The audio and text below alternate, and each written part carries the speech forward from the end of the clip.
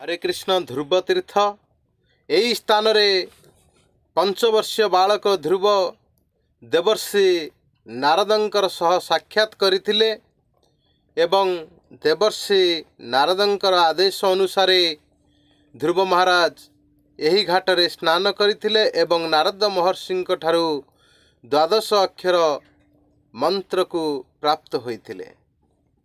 से यही स्थानरू मधुवन को जाई कठोर तपस्या करथिले।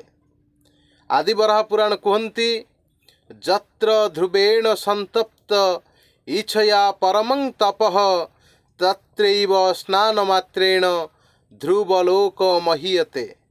ध्रुव तीर्थे तु वसुधे जह श्राद्धं कुरुते नरः पितॄन् सं तारयेत् सर्वान् पितृपक्षे विशेषतः।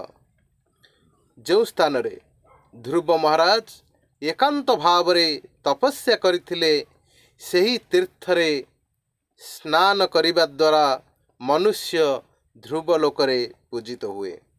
जो व्यक्ति ध्रुव तीर्थ रे पितृपक्ष रे श्राद्ध तर्पण आदि करे से पितृपुरुषंकर उद्धार करने को समर्थ हुए।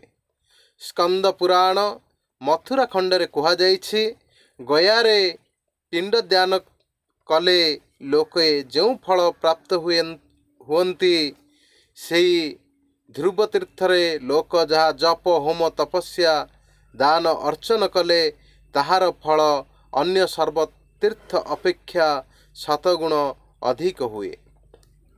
यही घाट निकट रे नारद टीला अवस्थित।